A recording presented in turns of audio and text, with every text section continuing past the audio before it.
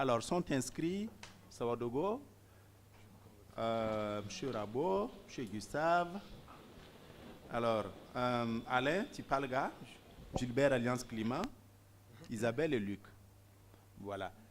Sawadogo, tu peux aller directement. Comme ça, la question, les deux communicateurs pourront déjà prendre la question. Vas-y. Merci, Monsieur le Président. Je voulais tout d'abord féliciter Monsieur Bruno et son collègue qui ont fait vraiment des présentations assez intéressantes. Je pense que nous sommes, en tout cas personnellement pour ce qui concerne ma propre gouvernance, je pense qu'on est en train de rentrer dans un nouveau système qui concerne donc les finances carbone. Et il y aura certainement beaucoup de questions qui vont davantage nous éclairer, sinon ça apparaît beaucoup plus théorique. Mais avec les débats, on espère qu'on pourrait être davantage éclairé. Ça, c'est l'observation d'ordre général. Je voulais juste demander, est-ce que vous avez fait un lien entre finance carbone et la taxe carbone, qu'on entend de plus en plus parler. Je ne sais pas quel est le lien qui existe entre ces deux éléments. Ma deuxième question, c'est de savoir, est-ce qu'au plan institutionnel, au niveau européen, comment ces standards-là sont suivis? Quand on prend l'exemple d'un pays comme la France, comment cela est suivi? Voilà. Dans la deuxième présentation, j'oublie le nom du Herman, voilà. Herman a présenté sur Plan Vivo. Dans le cadre du projet BioDev, nous avions entamé des travaux avec Plan Vivo dans le cadre de carbone pour le CAF de Kassou. J'aimerais savoir, en ce temps, c'est Willy qui est venu faire la présentation dans le cadre du Plan Vivo. J'aimerais savoir quel est le lien entre Plan Vivo et BioClimate. Voilà, parce que lors de leur présentation, Plan Vivo a fait une présentation qui était soutenue également avec BioClimate. J'aimerais qu'il essaie de développer pour qu'on puisse au moins se orienter certaines réflexions au niveau du CIFOR. Merci. Merci beaucoup, le CIFOR. M. Gustave, juste derrière.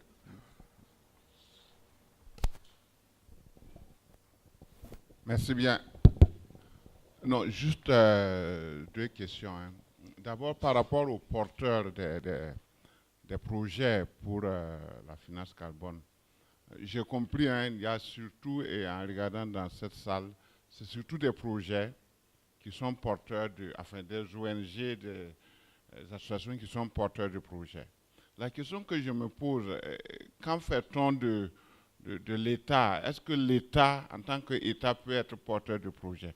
Je fais un clin d'œil à nos différentes forêts classées, peut-être qui ont vu le jour avant justement ces standards-là. Est-ce qu'on peut valoriser l'ensemble de ces forêts classées, les forêts communales, bref, est-ce qu'en dehors des projets ONG, l'État peut être porteur de projets carbone? Et enfin, c'est juste pour comprendre, j'ai compris qu'à l'échelle nationale, enfin, à l'échelle mondiale, il y a un seuil de réduction, d'émissions de carbone qui est préconisé. La question que je me pose, au niveau des sociétés, si je prends par une compagnie aérienne ou autre, est-ce qu'il y a des seuils limites auxquels, si tu le franchis, tu dois compenser par des crédits carbone? Voilà, merci. Alain, juste à côté. Merci. Et je voulais d'abord faire un commentaire sur la présentation de Bruno. Quand on voit qu'il y a 9 étapes qui sont alignées jusqu'à pouvoir arriver à espérer avoir un jour des crédits carbone. Et les 3 premières étapes, il dit 3 ans. Alors, je me dis que c'est vrai que ça semble être assez long. Est-ce que de plus en plus, avec le système RED+, est-ce que vraiment les temps ne sont pas en train de se réduire par rapport au système CDM et autres qu'on a suivis depuis les années 2008 et jusqu'à nos jours? Et ma deuxième préoccupation va vers un peu comme mon prédécesseur. Comment est-ce que l'on va faire le lien, comment on fait le lien aujourd'hui de ce qu'il y a sur le terrain réellement avec ce que le PIF peut faire? Aujourd'hui est en mise en œuvre et il sort des crédits carbone. Est-ce qu'on peut encore prendre en compte des paiements de services écosystémiques à l'intérieur? Merci. Merci beaucoup, Alain. Gilbert, juste à côté. Merci. Je voudrais encore féliciter Herman et Bruno pour la clarté de leur présentation. J'ai une seule question à adresser à tous les deux. Peut-être. En fait, tout de suite, on a parlé de des concepts RED+. J'ai vu aussi dans les slides de Bruno des termes qu'il n'a pas parlé, mais peut-être que c'est dû au fait qu'on va présenter ces concepts-là tout de suite, après peut-être la prochaine présentation. J'ai vu les NAMA, j'ai vu les NDC. Bon, ce sont des présentations que je vais faire juste après. La question que j'aimerais poser, vous savez que les RED+, généralement, c'est des programmes qui sont mis en œuvre soit par des ONG, par des privés, ou bien par l'État. Le Burkina Faso, c'est un pays RED. Il y a un programme RED+ national qui existe. Les projets comme les NAMA, ce sont des programmes nationaux. Moi, la question que j'aimerais poser, quand fait-on de la démonstration de l'additionnalité? L'additionnalité, pour ceux qui ne savent pas, c'est quoi? Quand on monte un programme finance carbone, il y a la condition, il faut démontrer que sans les fonds carbone, le projet n'aurait pas eu lieu. Il faut forcément des financements carbone pour pouvoir pérenniser un peu le programme. Cependant, si les programmes RED+, c'est des programmes nationaux, c'est-à-dire les programmes nationaux, ça veut dire que l'État a déjà un programme national, il y a des fonds pour la mise en œuvre de ce programme. Les NAMA, il y a des fonds pour la mise en œuvre d'un programme national NAMA. Alors, un porteur de projet finance carbone, comment est-ce qu'il pourra démontrer que sans les fonds carbone qu'il recevra, le programme n'aura pas eu lieu, puisque déjà il y a des programmes qui sont déjà en cours. Donc ma question, c'est vraiment la démonstration de l'additionnalité par rapport aux programmes nationaux, celles que le NAMA et la RED+. Merci. Je remercie encore une fois les deux présentateurs. On voit bien que c'est un système extrêmement complexe au niveau international, déjà très institutionnalisé. Moi, j'avais quand même une question sur les deux marchés, marché volontaire, marché réglementé. À quoi ça correspond exactement? Et pourquoi ici, sur les questions qui nous préoccupent, c'est-à-dire les projets de foresterie, on est sur le marché volontaire? Peut-être Herman a répondu un petit peu en parlant du vol qu'il avait amené ici. Peut-être on pourrait préciser ça. Et comment fonctionnent ces deux marchés au niveau mondial? Quelles sont les tendances des deux marchés du carbone au niveau mondial? Ça monte, ça baisse, voilà. Et au niveau du Burkina Faso, qu'est-ce que ça veut dire, ces marchés de carbone au niveau du pays? On voit bien l'intérêt de ce système pour les structures de certification, par exemple, hein, qui effectivement ont un gain qui est très quantifiable, voilà. Comment on fait le lien entre ce système international très complexe de marché carbone, etc., et le porteur de projet au niveau local? Le porteur de projet ici au Burkina Faso, qu'est-ce qu'il peut attendre de ce système de façon la plus concrète possible? Alors, bon, j'imagine qu'on va en parler un peu cet après-midi au travers des expériences qui vont nous être présentées, mais quel est l'état de la finance carbone aujourd'hui au Burkina Faso et quand retirent les porteurs de projets de façon concrète au niveau local? Est-ce que c'est quelque chose qui fonctionne déjà? Est-ce qu'on peut déjà le quantifier? Quelles sont les contraintes? Quelles sont les améliorations qu'on pourrait imaginer? Bon, voilà, je vais peut-être en rester là de mes questions pour le moment. Merci. Merci beaucoup, Isabelle. Monsieur Luc, juste à côté. Donc, c'est le dernier à poser la question. Voilà. Vas-y. Voilà, dans la présentation, j'ai suivi un moment qu'il était question que le Burkina mette en place son propre registre national de projet RED+. Actuellement, bon, il y a le PIF qui est mis en œuvre, mais le PIF a une durée de vie limitée dans le temps. Et parallèlement, il y a eu la création du FIE, du Fonds d'intervention de l'environnement. Alors moi, j'aimerais savoir comment tout ça va s'articuler, quelle est la stratégie dans les prochaines années au Burkina, sur tout ce qui concerne les mécanismes de financement RED+, les différents, enfin, j'ai envie de dire les différents acteurs, au moins au niveau institutionnel, que ce soit le PIF ou le FIE. Pour moi, ce n'est pas très clair sur les 4-5 prochaines années, quelle est la vision du Burkina au niveau RED+, mais vraiment au niveau institutionnel, avant d'aller même dans les projets, quoi. Merci beaucoup, M. Luc. Alors, Mme Yameogo, merci. Okay. Merci, Monsieur le Président. Alors, je ne vais plus répéter vraiment, c'est sans doute la qualité vraiment des différentes communications, mais ma question porte particulièrement sur les NAMA. Alors, quand on déroule un peu le PIF, au regard de ses objectifs de réduction des émissions, et aussi de procurer des co-bénéfices. Monsieur Gilbert Kazienga, je crois, il nous a fait vraiment l'économie des domaines d'intervention des NAMA.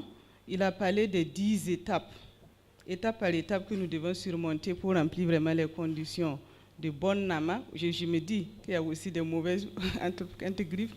Alors, je vois que le PIF s'aligne parfaitement, en tout cas à ces 10 étapes. Est-ce qu'au jour d'aujourd'hui, moi je peux considérer le PIF comme étant un programme NAMA? C'est pour dire que je veux faire le lien entre le PIF et les NAMA. Et autrement, quelles peuvent être par exemple les opportunités pour le PIF de bénéficier toujours, en tout cas, des NAMA ou bien des financements NAMA? Merci. Merci beaucoup, Mme Yameogo. M. Tankwano. Ok, merci. Je crois que je vais plutôt m'adresser à la Banque mondiale. C'est par rapport au mécanisme donc, de financement des projets RED+. On sait qu'actuellement, leur mécanisme de financement, la porte d'entrée, c'est le gouvernement, c'est l'État. Et nous savons que, en tout cas, d'ici la fin donc, du PIF, on pourra avoir notre stratégie nationale, RED+. On peut avoir la charte dont Bruno vient de parler. Mais je crois que la vision lointaine, c'est surtout la mise à échelle. Et dans leur mécanisme, le fait d'avoir comme porte d'entrée le gouvernement, est-ce qu'on n'a pas cette possibilité, hein, dans le futur, d'ouvrir ce mécanisme donc, au niveau des ONG quand on sait leur rôle important donc, dans la mise à échelle? Voilà. Merci.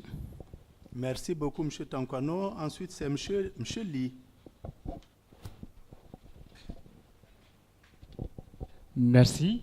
Et moi également, ma question s'adresse à la Banque mondiale.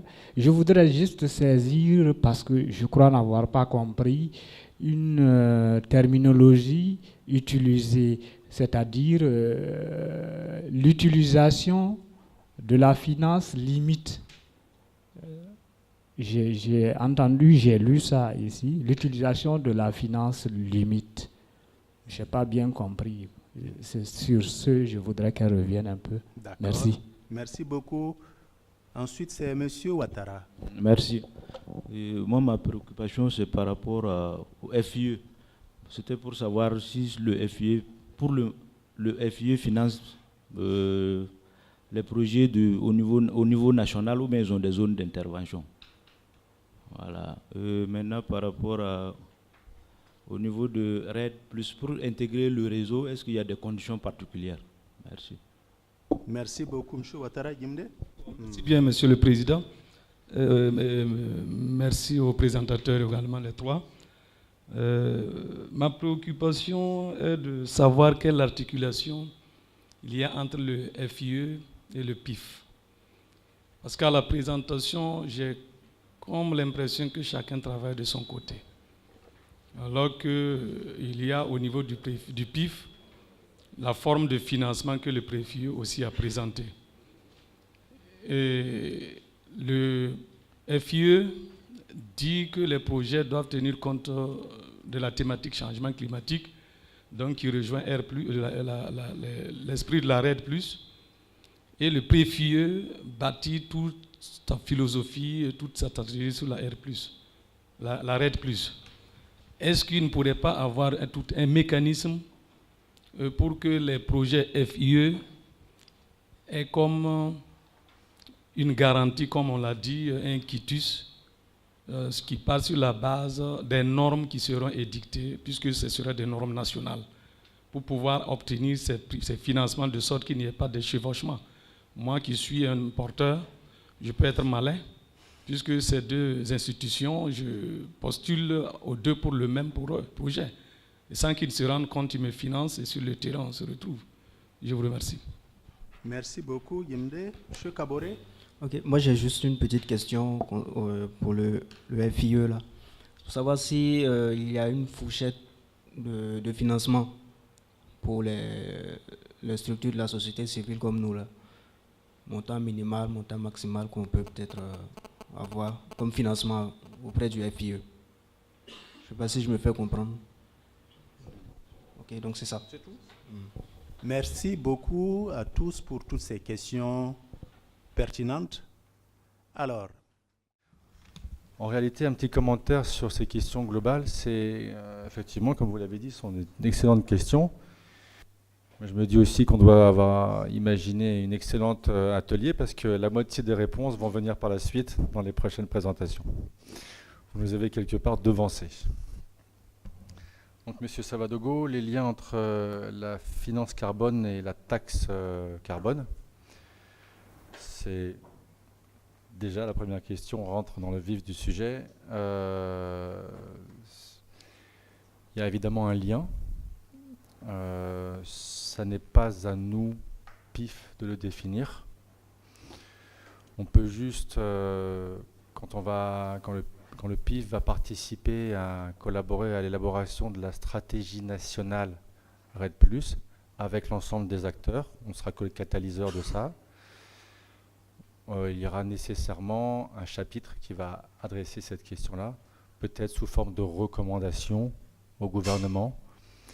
Déjà, l'effort que va faire le PIF, c'est d'élaborer une stratégie RED+, mais pas seulement. On veut élaborer une stratégie développement durable, une stratégie économie verte. C'est ça que va tenter de faire le PIF.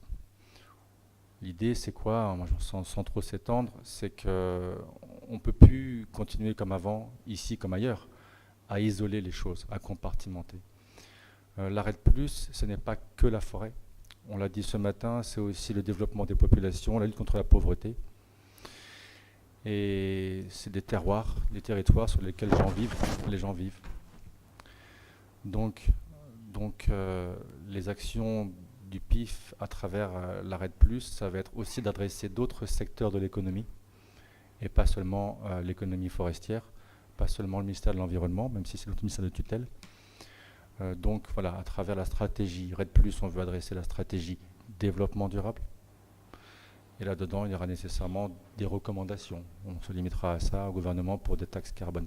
Ça n'est pas simple. Dans d'autres pays, par exemple, on a eu une formation ici organisée par le PIF au mois de septembre l'année dernière, où il y avait M. Carsanti, un chercheur du CIRAD, qui est venu former 70 personnes regroupées par le PIF, qui a clairement démontré que, et avec d'autres collègues, dans une même initiative coordonnée par le CIRAD, touchait le gouvernement de Côte d'Ivoire pour leur suggérer fortement, oui, dans la mise en place de votre RED+, pensez à un fonds national. J'empiète un peu sur une autre question qui vient après.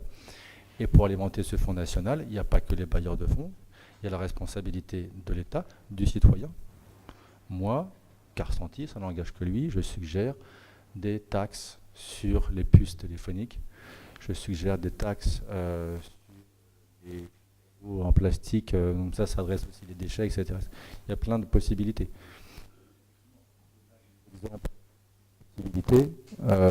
Réflexion à avoir et un lien à faire. Aussi les déchets, etc. Il y a plein de possibilités.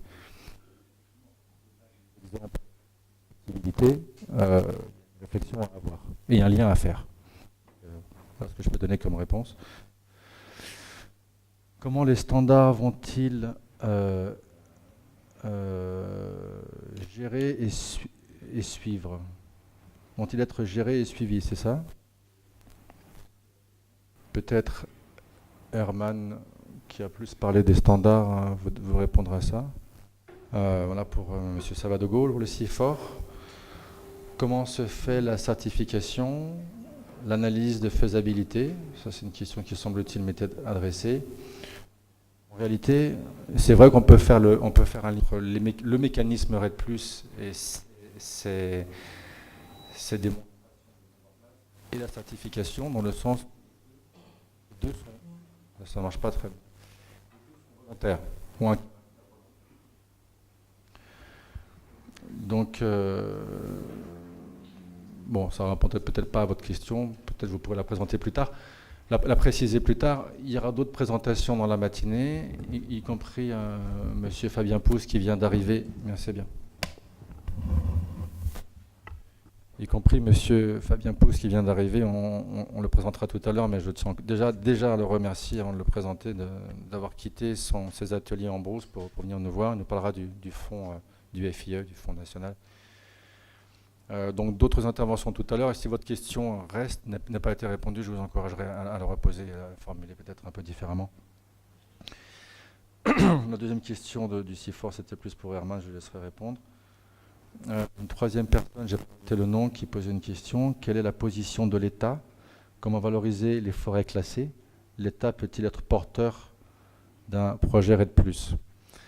C'est une excellente question aussi, et qui a en partie été répondue par le monsieur à côté quand il a parlé d'additionnalité. Déjà, dans la philosophie RED+, il y a une question. Est-ce que l'État est propriétaire des forêts dans la philosophie RED+? Je ne parle pas des réglementations nationales. Ou est-ce que les forêts appartiennent aux gens qui vivent dedans, aux populations? Les concepteurs de la RED+, se posent la question. Ça, c'est un premier élément de réponse. Le deuxième élément de réponse est assez philosophique, je vous l'accorde. Le deuxième élément de réponse qui est peut-être plus précis, et c'est monsieur qui l'a donné, c'est, à travers votre question, c'est est-ce que l'État peut, et ce ne serait pas forcément une mauvaise chose, on pourrait dire, les ayant classés, et après, libre à lui, et a priori c'est quand même le but de l'État aussi, de redistribuer à travers des clés de répartition certains financements aux fameuses populations qui vivent dans ces forêts, ou plus largement dans d'autres forats de distribution. Mais la réponse est non. Pourquoi? Parce qu'il n'y a pas d'additionnalité. RED+, et les standards et les financements RED+, ne vont donner des rétributions en forme de crédit carbone qu'à la condition que le porteur de projet ou l'État prouve qu'il a fait quelque chose. Il faut une action. Or, l'État n'a pas attendu RED+, pour réaliser ses actions de classement, etc. Donc, il n'a rien fait d'additionnel sous le mécanisme et sous la philosophie RED+. Voilà. Monsieur a levé le doigt, ben, je vous en prie.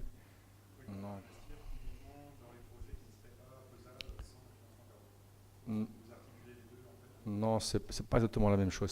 C'est pas vraiment le même niveau de réflexion. Ce que j'ai voulu dire ce matin, c'est que on ne fait pas un projet RED+, ou un projet, en tout cas, on ne fait pas un projet pour avoir des finances carbone, pour avoir des finances carbone. On fait un projet sur le terrain avec des populations parce qu'on attend quelque chose. On n'attend pas de vendre des crédits carbone. On attend une amélioration de la situation, d'un mode de gestion, d'un mode de management. On attend une meilleure condition de vie des populations. Et Et ça dépend des projets. Soit on considère que c'est la cerise sur le gâteau d'avoir un financement qui nous permet d'avoir une durabilité. Parce que les projets, on est des ONG ici, on est des programmes, ça dure 2 ans, 3 ans, 4 ans, 5 ans. Au bout de 5 ans, c'est fini. Comment on va pérenniser une forme de durabilité, en tout cas financièrement, sachant que, on a aussi dit ce matin, l'objectif d'un projet RED+, ne se limitait pas à faire des plantations qui devaient être intégrées avec d'autres services environnementaux, etc. Donc soit on considère que c'est la cerise sur le gâteau qui permet une durabilité avec une clé de répartition pour garantir sur 10 ans ou sur 15 ans un revenu régulier, stable, modeste, parce qu'il ne faut pas créer des distorsions de marché non plus, aux populations. Soit quand le projet est plus ambitieux, qu'il y a vraiment des plantations par exemple, avec une forte séquestration de carbone, on peut avoir un certain nombre de VER et donc une manne financière relativement conséquente. Mais même là, ce n'est pas l'objectif recherché. Ce ne doit pas être l'objectif recherché. Et même RED+, lutte contre ça. Lutte contre ça, il y a des clauses dans RED+, et dans les standards qui disent on veut lutter contre les spéculateurs. Il y a des exemples en Afrique centrale où il y a des investisseurs, spéculateurs, qui veulent acheter, entre guillemets, 40 000, 50 000, 100 000, 400 000 hectares, ça s'est vu, en RDC par exemple, mais ça a existé aussi au Brésil, et dépossèdent les gens de leur territoire, etc. Ça pose de gros problèmes. Voilà. Je ne sais pas si c'est un peu plus clair maintenant, mais en tout cas, c'était deux aspects différents. L'additionnalité et ce que peut faire un État sur une forêt, c'est notre façon de réfléchir, notre façon de suivre le mécanisme. Voilà. Je vais continuer parce que sinon on va passer beaucoup de temps. Donc oui, ce monsieur a parlé aussi des compagnies aériennes, peut-être Herman en parlera. Alain de Tipalga faisait des commentaires sur ce qu'on a identifié ce matin comme étant 9 étapes de mise en place, de réflexion sur un projet. C'est schématique. On a essayé de réfléchir, enfin, d'ailleurs c'est pas nous, c'est ce qu'on trouve un peu dans la littérature. Souvent on trouve 8 étapes, 7, 9, 11. Quand on a préparé cette présentation, on s'est dit 9, ça nous semble logique par rapport à ce qu'on fait au PIF et l'accompagnement qu'on peut avoir des projets. C'est un petit peu ce qu'on a identifié, ça nous semble logique, clair. Voilà. On a distingué ces 9 étapes. La première étape, ou les premières étapes, où il y a écrit dans le PowerPoint que ça devait durer 3 ans, comme vous avez dit. Moi, j'avais écrit 1 à 3 ans. Mais c'est vrai que c'est long. C'est vrai que c'est long. Ça demande de l'investissement en ressources humaines. Parce que ce n'est pas l'objet de cet atelier, mais on en a déjà parlé au PIF, mais on en reparlera. On en a parlé à l'occasion d'un séminaire sur le foncier avec M. Savadogo, sur les règles RED+. Les règles RED+, c'est la consultation, concertation avec les populations. Les populations doivent être informées et librement consentir à l'acceptation du concept RED+, comme on peut l'expliquer, et puis d'un projet particulier RED+, comme il peut venir sur le terrain. C'est beaucoup de temps. C'est beaucoup de temps. Par contre, comment réduire ce temps? Et vous avez déjà esquissé la réponse en posant la question. C'est la mission du PIF. Monsieur le conseiller en parlera certainement tout à l'heure. La mission du PIF, c'est un lien entre... Ça peut être assez large, mais c'est aussi un lien entre le gouvernement, on peut y revenir, à travers le classement de forêt, un lien entre le gouvernement, puisqu'on a le mandat pour le gouvernement de mettre en place la stratégie, et en tout cas les documents préparatifs de préparation, Tracy en parlera, de la RED+ au Burkina Faso, mais aussi un lien avec les populations et avec les projets que vous êtes. Et j'en parlerai dans le 6e module de ce matin, comment on peut créer des partenariats et des synergies entre vous et le PIF. On va continuer. Les VER et les PSE, oui, ils sont absolument compatibles. Je pense qu'on a donné l'exemple ce matin de CCB en disant que CCB, c'était plus un standard qui s'occupait qui ne vendaient pas des crédits en réalité, qui donnaient des médailles ou une garantie. Bah, on t'en parlera peut-être de ça, mais en tout cas, c'est évidemment compatible. On peut avoir, à condition qu'il n'y ait pas de double comptabilité de crédit carbone, on peut avoir l'association d'un standard qui fait des crédits carbone avec un standard qui fait des PSE, par exemple. Ce n'est pas du tout incompatible. Gilbert nous a parlé de l'action de l'État. Effectivement, je viens de le dire, je ne vais pas m'étendre. Un président qui est en train de me modérer là dans mon vocabulaire prolixe, comme il m'appelle souvent, c'est le PIF, l'action de l'État. Ce que j'ai commencé à dire, à terme la stratégie, même si la stratégie sera collective, mais en tout cas les documents préparatoires à la stratégie et d'accompagnement de la RED+, depuis déjà 1 an et demi encore pour plus de 3 ans.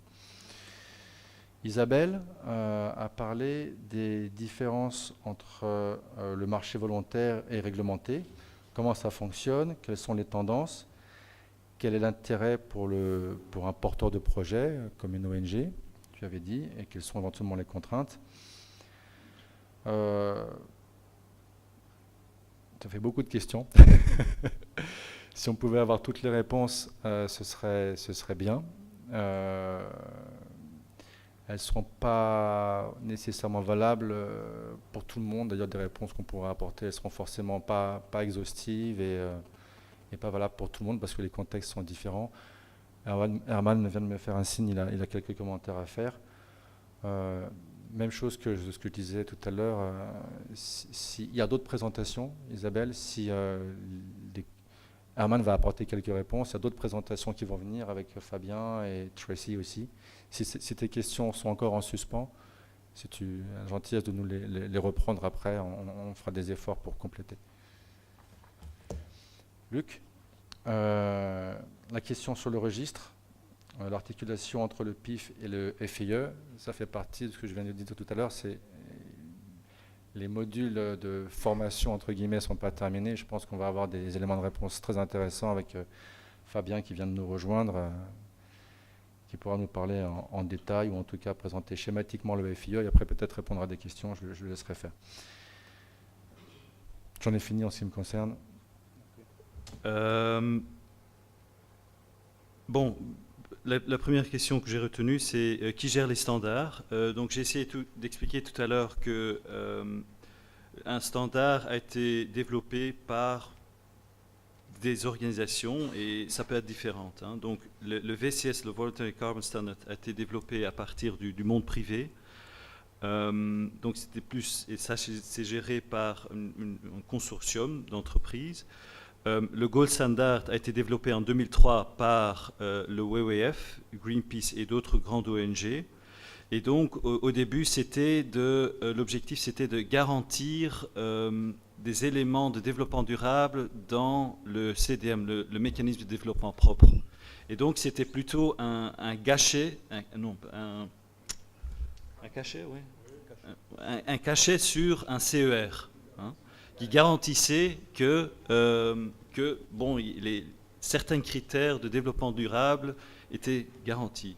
Donc le mécanisme de développement propre initialement avait aussi un mécanisme, mais c'était pas, selon ces ONG, mais n'était pas assez. Et donc le Gold Standard a commencé comme cela. Et par après a aussi commencé à développer un VER, un marché VER, et aussi ses propres méthodologies pour calculer les émissions et comment suivre ces émissions, ces réductions d'émissions. Et a aussi vraiment donné des méthodologies beaucoup plus simplifiées que le mécanisme de développement propre. Le plan Vivo a été développé à partir du University of Edinburgh et là il y a des institutions de recherche qui garantissent le secrétariat et la présidence. Hein. Et c'est par exemple c'est le International Institute for Environment and Development. Hein. Donc là on voit c'est plus un angle de développement et environnement. Donc le point de départ est différent et donc évolue aussi. Donc il y a toujours un secrétariat qui revoit les principes et tout ça. Donc chaque standard a ses principes. Et c'est eux qui émettent aussi, émettent un certificat. Donc, il y a toute une procédure de validation. Après, il y a une vérification, validation du dossier.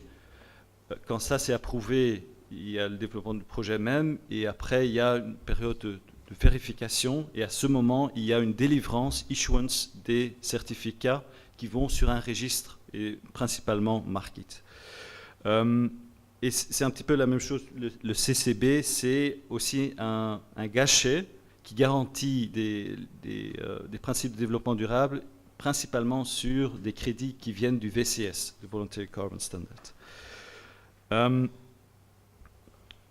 Bioclimate, relation Bioclimate Plan Vivo. Bioclimate est aussi basé à Edinburgh, qui font du très bon travail, et plutôt dans vraiment des services dans le Plan Vivo, mais ils sont différents de Plan Vivo. C'est pas...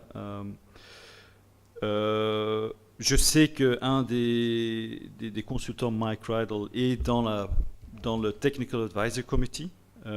Donc, bon, ils connaissent très bien, mais eux, leur rôle, c'est la consultance. Okay.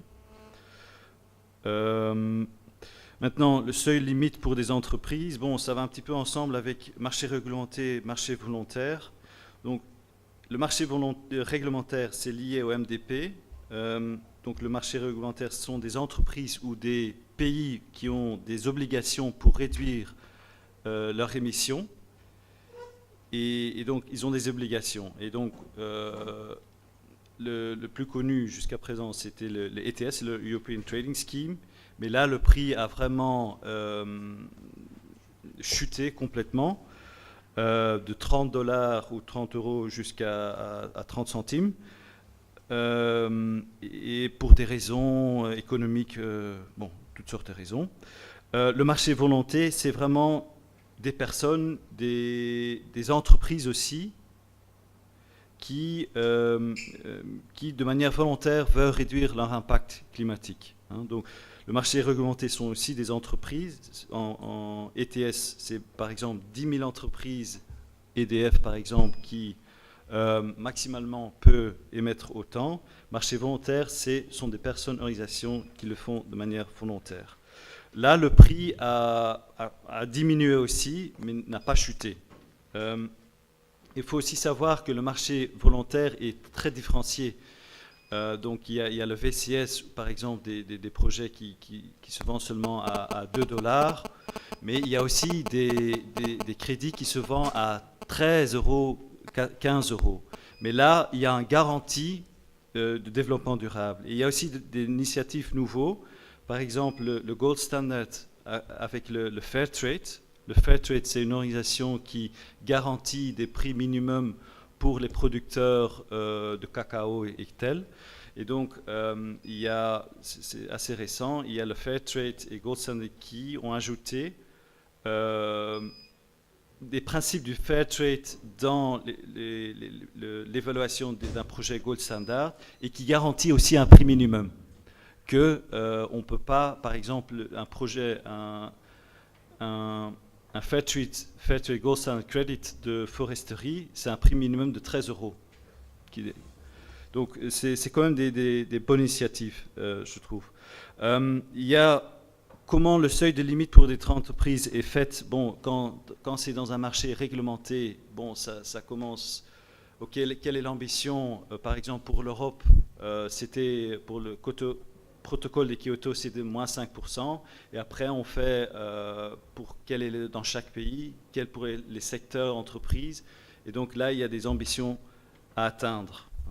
Mais quand il y a une chute économique, naturellement, bon, les émissions réduites, et ça a aussi causé la chute de prix d'un CER. Il y a aussi des initiatives très intéressantes, Science-Based Targets, du WWF et du Carbon Disclosure Project. Quelle est l'ambition? C'est que qu'on définit des seuils pour les différents secteurs d'entreprise, qui est basé sur la scientifique. Comment, donc on part toujours, Paris Agreement, c'est aller de moins de 2 degrés. Donc il y a un certain budget carbone. Et donc on essaye de traduire ça pour les différents secteurs. Okay, Et pour le secteur du papier, par exemple, quelle est la réduction, le pathway pour réduire son impact, et de traduire ça dans des chiffres, dans des seuils pour des entreprises, et qui s'engagent à atteindre cet objectif. Mais maintenant, la grande question est, OK, s'ils s'engagent à ce seuil, est-ce que c'est à partir des propres mesures de réduction, ou est-ce qu'il peut aussi utiliser la compensation? Bon, ça c'est des discussions qui sont en cours. Je vais presque y aller. Le PSE, donc là, je ne connais pas le CCB, mais je sais que le plan Vivo, ça c'est vraiment ce principe est intégré, c'est Payment for System, Ecosystem Services, pour des services écosystémiques, donc les communautés qui garantissent, bon c'est assez théorique, mais le principe c'est que les communautés garantissent que la sécurisation a lieu, donc ils sont récompensés pour un certain moment, selon un contrat qui est prédéfini. Maintenant, dans les projets Gold Standard, ça peut se faire aussi. Mais c'est pas assez imprégné. Ça dépend un petit peu du setup du projet. Si le projet a été développé à partir par exemple, le WWF a investi dans un projet et a aussi fait une certificat Gold Standard.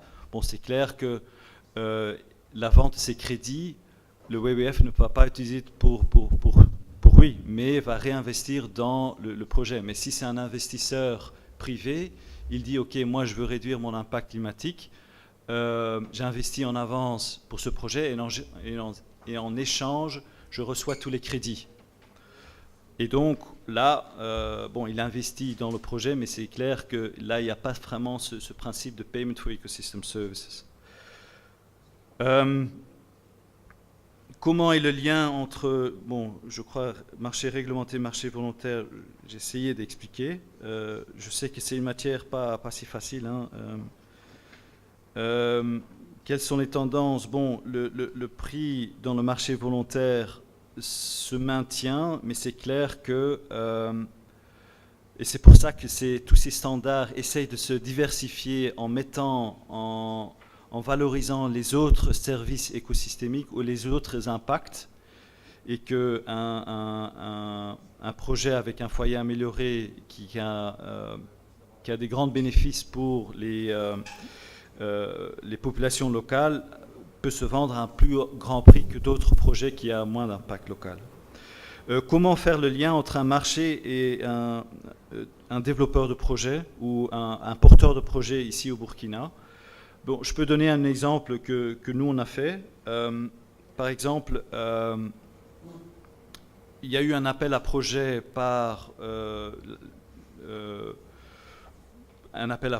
il y a un dossier qui a été soumis et on a ajouté un aspect carbone. Et on essaye à la fin du projet d'avoir un programme, un POA ça s'appelle, avec un principe qui est validé au niveau du Gold Standard.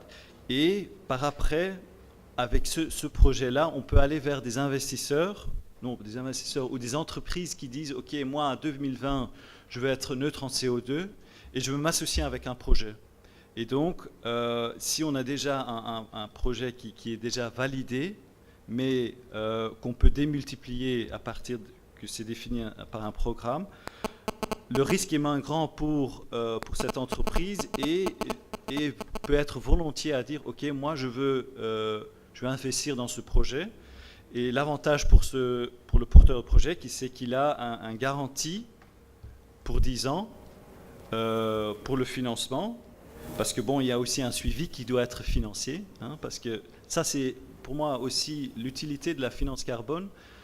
Dans le développement traditionnel, c'est que bon, il y a un projet qui est financé pour 3 ans, et par après, c'est fini. Okay. Maintenant, dans la finance carbone, pour obtenir des crédits carbone, on doit démontrer que l'impact est toujours là. Et en retour, on reçoit des crédits carbone. Et donc, pour moi, ça a quand même un peu du sens d'utiliser la finance carbone dans le développement parce que ça permet de pérenniser l'action sur le terrain. Voilà, je vais terminer. Oui. Alors, je pense que comme il y a d'autres communications que nous allons suivre, peut-être que certaines questions auront leur réponse de façon beaucoup plus précise dans ces communications.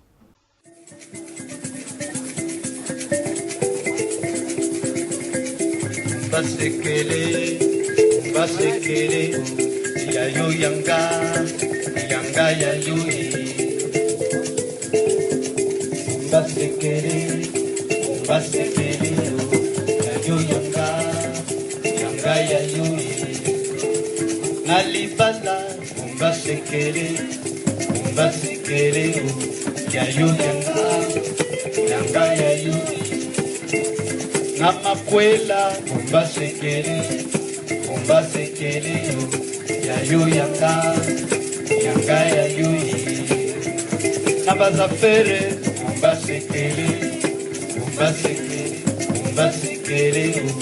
yayo yanga, yanga yayo.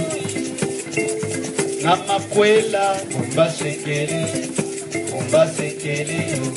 yayo yanga, yanga yayo.